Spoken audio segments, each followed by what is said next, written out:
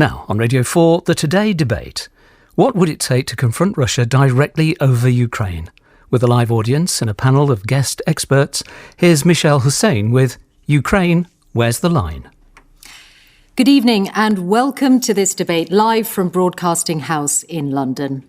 8 weeks ago, it still seemed almost unthinkable that Russia really would mount a full-scale invasion of Ukraine. Since then, it is not only the reality of this war, but the way it has been waged, which has shocked and appalled. Hospitals hit, evidence that civilians have been deliberately targeted, so much so that it has been called a genocide. It is an immense test for NATO, an alliance forged in the wake of the last World War, which says it is determined to support Ukraine and also to prevent this war escalating beyond its borders. But how sustainable is that position as the conflict now appears open-ended and with risks of escalation on several fronts? Russia is a nuclear power led by a president who's warned arming Ukraine could have unpredictable consequences. So tonight we ask, can NATO successfully contain this conflict, or could there yet be a direct intervention against Russia? And where is the line between the two? With me are General Sir Richard Shirreff, who served in the Gulf War, in Kosovo and in Iraq while in the British Army, before becoming NATO's Deputy Supreme Allied Commander Europe between 2011 and 2014. Orysia Lutsevych is head of the Ukraine Forum at the think tank Chatham House. She was born and brought up in Lviv and has worked a lot on civil society and democratic transitions in the post-Soviet region and on Russia's stance on those. My colleague Jeremy Bowen has seen many conflicts in his time, and his work from Ukraine in recent weeks, including uncovering evidence of war crimes, was seen across BBC News programmes here and around the world. We're joined from Washington by Douglas Lute, former US ambassador to NATO, including when Russia annexed Crimea. He retired from the US Army as a lieutenant general, having held roles including overseeing US military operations worldwide. And we have a studio audience with us here at Broadcasting House. Welcome to you all.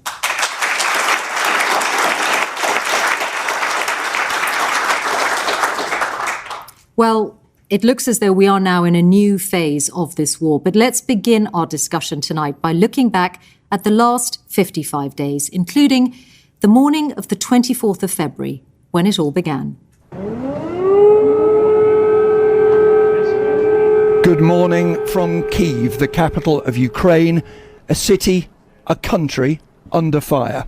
Russia said it wouldn't invade, and here we are in the midst of an invasion of Ukraine, still not knowing how far will President Putin go and what will the West be prepared to do to try to stop him. It's my country, it's my land, and it's my city.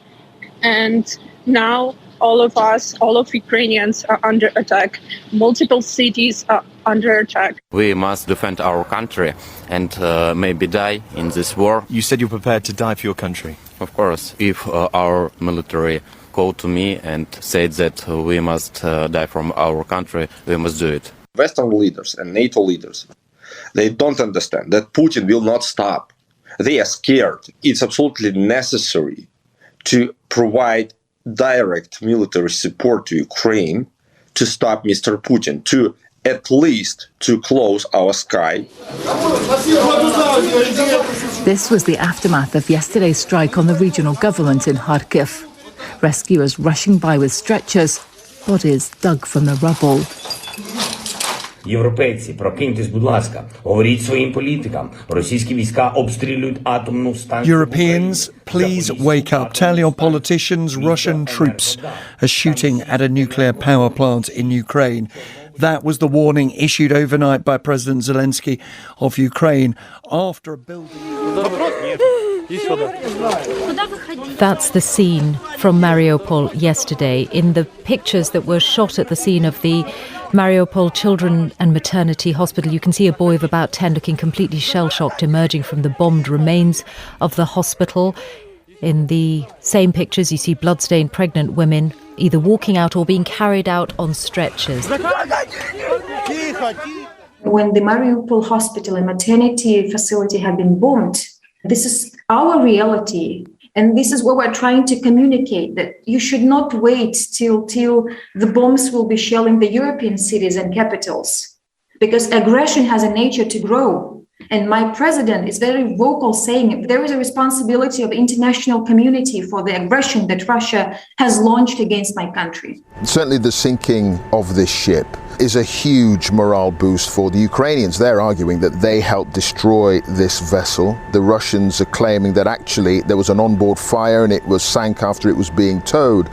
But the fact is, it has sunk, and this is a propaganda victory for the Ukrainians without question. The body of an adult male, twisted, burnt. On his burnt hand you can see a wedding ring.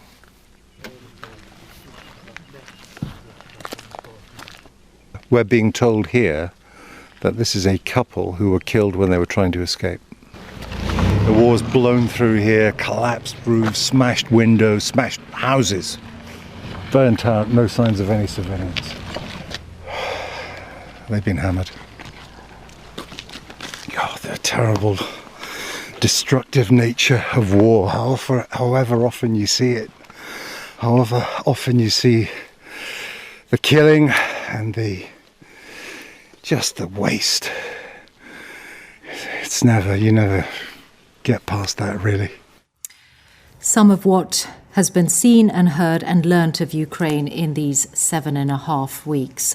Orysia, Lutsevych, you have family there in Ukraine living through this. How are they living? Well, today Ukrainians are saying my family is 44 million. I do have a family that's in the west of Ukraine. My mom is there. But everybody is outraged. I think we are outraged at this brutality that we see, and we are also having this emotion that is making our hearts and brains of steel. And that determination is here to free not only the land that Russians already occupied in the south and the east, because they are committing similar atrocities that Jeremy was talking to us about, but also there's a very strong call for justice. Never again is something you hear today everywhere in Ukraine. Never again that this unpunished evil will go in Europe. Did you see the invasion coming 8 weeks ago? What did you think would happen? Well, we saw the invasion coming in 2014. This is something our president was saying all the time. The pity is that the brutality of this particular phase of invasion, we call it the second Ukrainian-Russian war. And I think coming from the western part of Ukraine, where Soviet power was always viewed like in the Baltics, the occupying power, we knew the atrocities the Russian NKVD, KGB was committing, and we knew how brutal that Russian power could be vis-a-vis Ukrainians.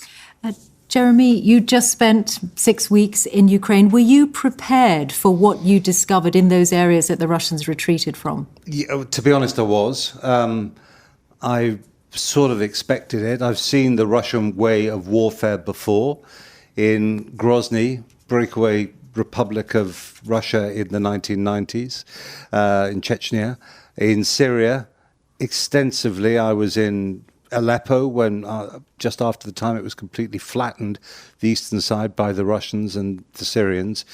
So yes, I was expecting to see some pretty bad things, but I think what is different about this war, what makes it significant, is not so much the level of violence or killing, which is terrible. It's not so much the way that the Russians have driven a tank through international law. It's who's involved. It's the fact that the world's leading powers are looking at each other, staring each other in the face, armed with nuclear weapons in a way that they haven't, not even since the end of the Cold War, since quite deep into the Cold War. So I've covered many wars in many years at the BBC, but this is, to me, the most significant thing that I've been reporting on in that sense. This is precisely why we're asking this question of where the line is, because it's so much more complex when you have these powers involved. Before we move on to Richard Shirreff and Douglas Lute, Jeremy, where do you think we are 7.5 weeks into the war? What's the state of play today? Well, I think the Ukrainians know where they're at, that they're fighting for their national survival. And this is something as well which is forming an even stronger national identity for them, resisting the Russians and having some success at it. I think for the rest of us, and particularly those in NATO countries, because there are some countries in the world, big countries like India who have a different attitude. But in NATO countries, like here in the UK, I think we're still trying to work out what it means for us and the risks that we might need to have to take in terms of helping out the Ukrainians in their continuing war against Russia, and the degree to which we're prepared to get close to that line which we're discussing tonight, which is the line that risks, well, at what point might NATO actually start actively facing the Russians, which is, you know, for years and years has been the nightmare scenario for decades. A third world war. Well, yeah. Well, there is a line that NATO has drawn, which is that Ukraine is not a member of state, and therefore there will be no direct intervention. Douglas Lute, how sustainable do you think that position is? I think it's sustainable given the current state of play, which we've just heard about, which is that the conflict is restricted to the territory of Ukraine. It doesn't cross that bright red line of the NATO boundaries, so there have not been attacks on NATO territory, where the 30 members of NATO actually have a treaty obligation to respond collectively and individually if such an attack were to occur. And it's also been sustainable so far because the means have been restricted. While used brutally and illegally against civilian targets, they have avoided nuclear, chemical, and biological weaponry. So in both of those constraints, both geographical constraints and the means of war, so far, I think we're short of the point where we might expect NATO to intervene directly. Richard Shirreff, how sustainable is this position? The red line remains, as Douglas said, that attack on a NATO nation. In terms of sustainability, I think that now that we have seen over the last 3 weeks, ever since the heroic defense of Kiev and the battle for Kiev, which, let's put it on the line, was an outstanding achievement by the Ukraine armed forces, there has been a window of opportunity. The Russians retreated. They were defeated. And in every campaign, there's an opportunity to seize the initiative. And the initiative could have been seized better, I think, if there had been if there is a massive supply of weaponry of the sort of things that President Zelensky and the Ukrainians are asking for. So my feeling is that this is the time for NATO to take risk and provide that support. There's a but, though. To do that, NATO has to be ready for the worst case. And the worst case is war with Russia. And that requires a fundamental mindset shift in the nations of NATO. And we're a long way short of that at the moment. Douglas, what do you think of what Richard Shirreff is saying?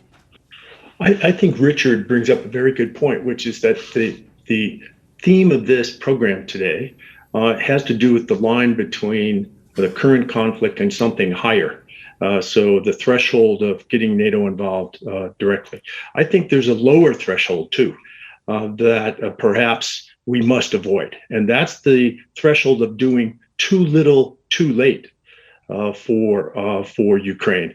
And of the two thresholds, I actually am more concerned today about the lower one. I believe, as we say in the American military, we're shooting behind the moving target. The target is moving. The opportunity that Richard highlighted is presented, but we're not meeting the demand required today. So the threshold I'm more worried about is the one in terms of providing too little, too late. Well, just explain what you think NATO or countries within NATO should be providing today. Are you talking about the types of weapons? Yes, yeah, absolutely. I think, and I've been pushing here in the American media for some time, that NATO allies, which today still have in their inventories Russian-made Soviet vintage equipment, T-72 tanks, helicopters, M-17 helicopters, MiG-29 fighters, and so forth, should be rushing those systems out of NATO inventories to the Ukrainians. Why? First of all, the Ukrainians are familiar with those systems and could use them almost immediately upon delivery. But secondly, there's a secondary subsidiary advantage to NATO And that is, as these systems move to Ukraine, we should move within NATO to modernize those systems and become more interoperable with Western-based systems. So you get a sort of dual benefit by way of this equipment surge into Ukraine. And we should be doing that full speed ahead. This takes us to an exploration of what the risk factors are for escalation as perceived by Russia and as perceived by NATO. And Jeremy Bowen, is it not the case that what Douglas Lute is describing would be seen as a provocation by the Russians, given that very recently the Kremlin said that continuing to arm Ukraine risked unpredictable consequences? Yes, and by unpredictable consequences, a lot of people thought that they were directly referring to some kind of nuclear use of nuclear weapons. You know, if you go back in time, you go by the rules of the original Cold War. In that war, it was sort of within the game for the superpowers to supply countries that were directly fighting their opponents. For example, the Americans gave a lot of weapons to the Mujahideen in Afghanistan when they were fighting the Soviet Union. The Soviet Union, after the mid-60s, was the main supplier of weapons to the North Vietnamese army fighting the Americans, and that didn't set off a Third World War. It was considered to be something that was allowed under the rules that they had at the time. Now, I don't know if President Putin wants to change those rules or certainly threaten, but I certainly feel that it would be seen as a provocation and it would be a risk, but maybe that's a risk that is within the boundaries of something that could be taken. Orysia, I know that this is what Ukraine has been calling for, more weapons, close the sky. This has been a frequent call. But even so, if this kind of action is seen as a provocation and Russia escalates, it is Ukraine that is even more in the firing line. What is seen by Russia as a provocation is any weakness and vulnerability. The moment Putin senses weakness, he attacks.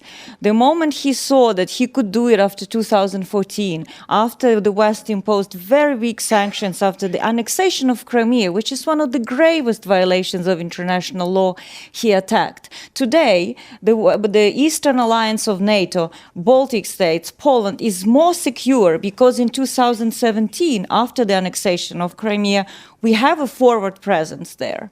And I think that Ukraine will be more secure with the weapons that could provide shelter for the skies of Ukraine, the air defense exactly that is needed to protect civilians and to ensure that the atrocities are not performed at the scale that we are at this moment imagining. Richard Shirreff. Russia only respects strength, and where it finds weakness, it will continue to probe. And that's why not only must the West and NATO provide the weaponry required, but it also needs to ramp up its presence on the eastern flank of NATO really significantly. And that's not happened yet. It hasn't begun in anything like the scale that it needs to. This should be building a rampart of defensive deterrence from the Baltic to the Black Sea, to make it absolutely clear to Putin that NATO stands foursquare with Ukraine and that any hint at an attack on NATO will be deterred with overwhelming force. Well, if that had happened before, would that have deterred the invasion or prevented it taking place? Good question. I suspect that Putin would have thought very carefully about an invasion of Ukraine if there had been the sort of deterrent force that we need on that eastern flank of NATO. Let's talk through some more of the risks of escalation here. Douglas Lute, what about, you said very clearly that it's the threat to the territory of NATO, which is the ultimate red line, the higher threshold, if you like. But what if there is a strike very close to the Polish border and NATO is left trying to work out, is this deliberate or is this accidental?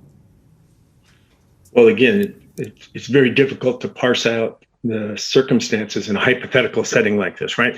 But I think it's clear that whether it's an accident or whether it's deliberate will be very difficult to judge on the day. But what will not be difficult to judge does it take place? Does a strike take place on NATO territory? In fact, the treaty itself, the NATO treaty itself, is very, very clear and precise on this matter.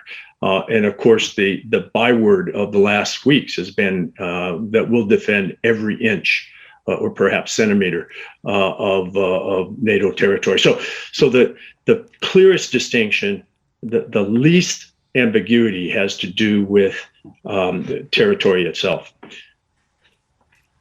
Jeremy, chemical weapons, which already has been, essentially there have been rumours that they have already been used. I'm going to think in a moment and talk a bit more about what you've seen in places like Syria, but to what extent do you think today in Ukraine chemical weapons might be used? I thought while I was there that was on the lower level of probability of the threats that were faced by Ukraine, because the Russians had a lot of really nasty conventional weapons that they hadn't used to their full extent in places where they could really hurt.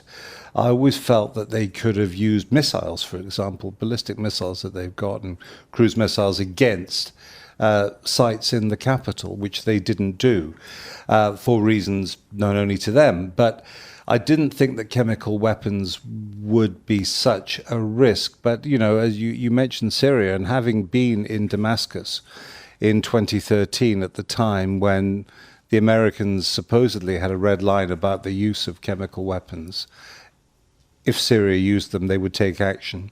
And then they pulled back from that. So there is a credibility issue working here. And let's not forget, too, that Joe Biden was the vice president at that time. He was involved in those decisions. Weapons of mass destruction is what chemical weapons are, Richard Shirreff.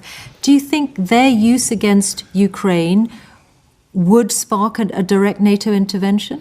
It would certainly change the NATO calculus fundamentally. Whether it led to a NATO direct intervention with weaponry, I think is hypothetical, and I think it's something I hope that the NATO ambassadors and leadership have been thinking about around that North Atlantic Council table. What I'm certain, though, is that it would lead to a form of retaliation, if not in kind, in other areas. A doubling down, for example, on sanctions. It would make the German supply of Russian gas untenable, for example. A doubling down on the Russian economy to really break it in terms of supply chains and that, because we haven't begun yet. So I think it would completely change the calculus. But as for a direct intervention, question mark, I think. Douglas Lute, you know, of course, what it's like to be around the NATO ambassadors' table, including at the time that Crimea was annexed. Do you think there will have been a game plan exactly for a scenario like this? We know that there isn't any kind of public comment on that, but will there be a plan ready for exactly this eventuality? Right. Well, the most instructive conversations around the NATO Council table were when we heard from military authorities like Richard Shirreff, who had done military planning, contingency planning, and brought their plans with a range of options to NATO ambassadors, sometimes in the form of actually scenario planning, so wargaming. I can remember several multi-hour sessions where we wargamed potential cyber attacks and so forth, so different scenarios. So I imagine that kind of planning is taking place today, and it would be very prudent that it should be taking place. Orysia, you follow the news, not only the Ukrainian news, but also how all of this is reported in Russia. There's another possible trigger for escalation, which is a single event, and we are speaking not long after the sinking of the Russian warship, the Moskva, supposedly after a Ukrainian missile strike. How do you think something like that could shape the conflict? Well, Russians are sure getting desperate and vicious. You look at who has been appointed the ground commander for the military operation now in the east. Alexander Dvornikov, who you probably not heard, but he is known as the butcher of Aleppo. He was the one who was raising basically Syria to the ground and was using this technique of scorched earth. So I think when we are contemplating the probability of chemical weapons and other atrocities, we should consider this is quite possible. And I think that we should also remember that there's NATO and there's NATO member states. Most of the military assistance and capabilities within NATO are owned by states. So let's be smart and do not play into the Russian narrative, because Putin says he's fighting NATO in Ukraine. The joke goes that Russians already lost more than 200 aircraft, more than 20,000 servicemen, and NATO still hasn't moved. So this is instructive for using those capabilities that are within alliance, owned by nation states. And since the start of the military operation, almost 4 billion of assistance has already been provided, and we have to build on that. The UK is doing a tremendous job in Ukraine by providing a higher and higher capability for air defense. More of that is needed. And I think possible response of NATO, what is needed is better coordination, better understanding of threat perceptions, and economic warfare, coordination of that economic warfare in response to a possible use of weapons of mass destruction. We are talking about possibilities, about policies, about plans, but we shouldn't forget about the people who are living through all of this in Ukraine. In our audience here at Broadcasting House is Kirsty McNeil, who's the Executive Director Policy at Save the Children UK. And you, Kirsty, have colleagues on the ground in Ukraine. What are you hearing? Well, to give some sense of scale, a Ukrainian child has become a refugee every second that this war has gone on. And for those who remain left behind, 12 million Ukrainians are in need of humanitarian assistance. That's the kind of aid that provides food, clean water and medicine, just the very basics people need to stay alive.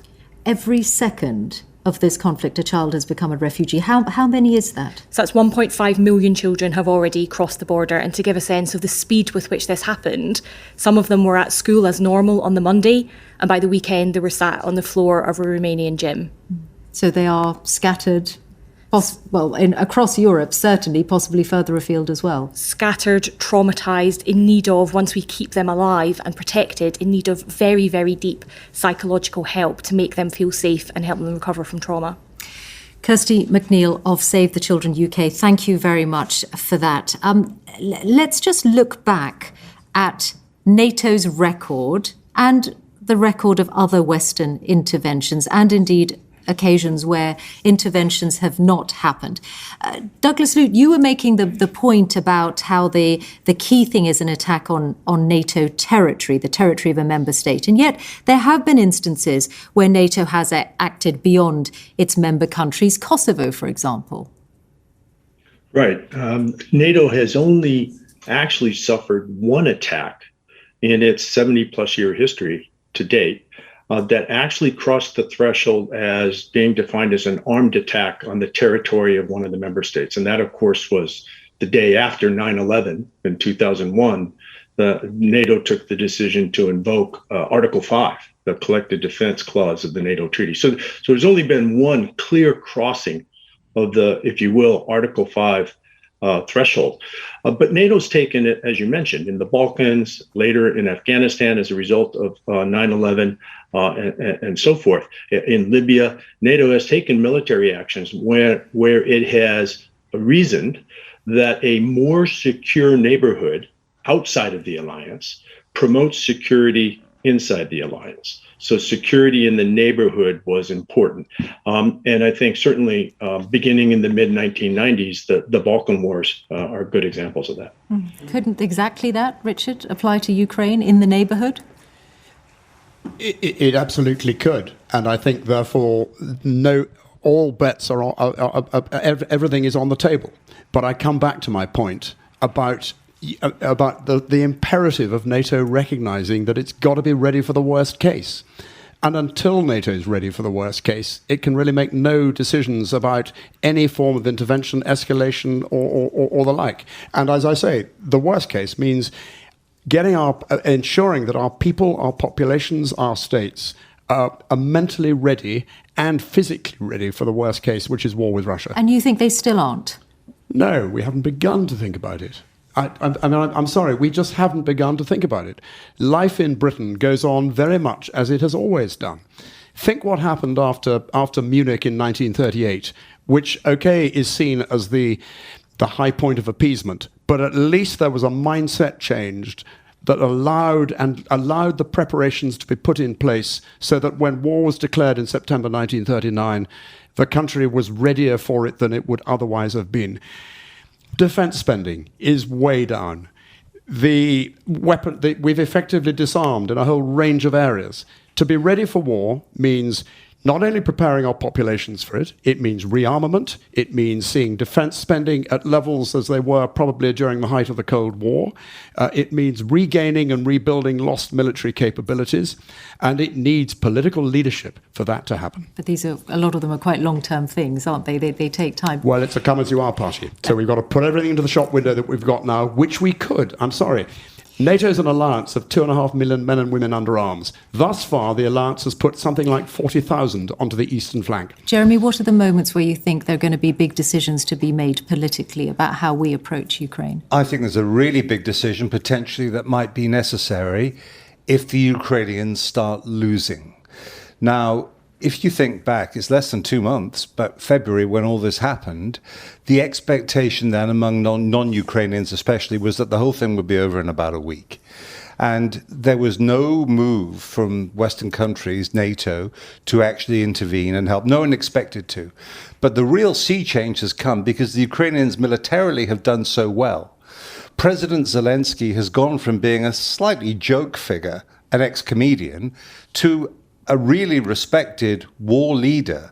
And we've heard President Biden in the US and Boris Johnson here has even been to Ukraine, absolutely trumpeting their support for him. So here's the scenario. What happens if in, 3, 4 weeks, 5 weeks, the President Zelensky in one of his appeals online says, we are losing. We need air support or more from NATO, or our armed forces are going to be cut to pieces. What then does NATO do when it's faced with almost with an ultimatum from its own ally? Douglas Lute, final thought, further afield. What do you think Ukraine looks like in 5 years' time? Well, I've been thinking about this a lot recently because I think that right now the West, to Richard's point, one of the things we haven't done, we've avoided stating a clear-cut affirmative objective in Ukraine. And to some extent, this is understandable. We deferred to President Zelensky and his regime to tell us what right looks like, what Ukraine looks like, their country looks like in 5 to 10 years. But, we have a fundamental interest at risk here, too. And we cannot be seen as weak. We cannot be seen as rewarding aggression. And I'm attracted to an objective that is similar to the one that sprung up for all of Europe in the immediate post-Cold War period. And that is a Ukraine free, whole, and at peace. So if that was a good objective with the fall of the Soviet Union, maybe it's one that we should refresh and consider applying or offering to President Zelensky as his national objective for this fight. Orysia, the experience of the last 8 years in Donbass has been of ongoing conflict. What do you think your country will look like in 5 years? It's interesting that being 8 years in war, Ukraine still managed to modernize, reform, advance on the European pathway, approximate its standards of Ukrainian armed forces to NATO, and that's why Ukraine is winning. And today, 90% of Ukrainians are sure that they can repel Russian aggression. So I am confident that in 5 years, Ukraine will be a nation state of the European family, integrated with the European Union, compatible with NATO, and actually contributing to the European security. And Russia will be in chaos, in brutal disarray, possibly losing its territory further around its borders, and we will have to manage that next crisis. Richard Shirreff? Well, there will be no peace in Europe while Putin is in the Kremlin. And the way Putin is behaving now, the way the Russians are behaving, is all sowing the seeds for his ultimate destruction. And so I pray and I hope that Orysia's vision comes true in 5 years' time. Orysia, are you prepared, though, for the prospect that your country could remain at war for years to come? Well, Ukraine has no choice. There's the saying, you never know how strong you are until being strong is your only choice. This is existential war. This is anti-imperial war for Ukraine. And I think that many Ukrainians are sure that the only way forward is to liberate Ukrainian territory and consolidate Ukrainian nationhood together with allies, with NATO, with the United Kingdom, with US, with Australia, and this is the future. Ukraine as part of the global family of democratic nations. I'm sure of that. Richard, Jeremy Bowen, final thought from you? Well, I think that if Putin in 5 years' time is still in the Kremlin, and if the Ukrainians do not get the weapons they want, the more potent weapons to try and drive the Russians out, then the likelihood is perhaps some kind of division in the country and a long-term semi-frozen conflict. Now, I think if they do get the weapons and they can push them back, then they'd want to do it. However, I don't see the Ukrainians right now accepting some kind of a deal, which is the only kind of deal the Russians might accept, which is to keep some of that territory, perhaps some of that land bridge between Crimea and the east and the Donbass and Russia itself. So I do see, sadly, I think a prolonged period of instability and perhaps conflict. And will NATO stay that course, Richard? Yes. I have huge confidence in NATO, and we should all have confidence in NATO. It takes time to get there. It has to move at the speed of the slowest ship in the convoy because it's a consensus organization. But once those 30 countries have come together and with a firm view, it'll stick together. Some are doing a lot more than others, though. That's the way it is. Orysia? Well, there are some faster ships, I guess. But I think what is important is to understand that I think, in a way, in war, we are learning new things about ourselves. And I think Ukraine has learned a lot about itself, and it's shattered this complex of inferiority that Russia was imposing on Ukraine for centuries. This is no longer there. And I think NATO and the European Union is coming in a stronger capacity to also think about global world order where rule of law and democracy matters, and we will only all benefit from it. Well, that is all we have time for this evening. My thanks to Douglas Lute, Richard Shirreff, Orysia Lutsevych and Jeremy Bowen, to our audience here at Broadcasting House, to the Today Debate team. The producer was Louisa Lewis with Sinead Heekin, our editors Owena Griffiths and the studio director Ronan Loftus. And thank you for listening.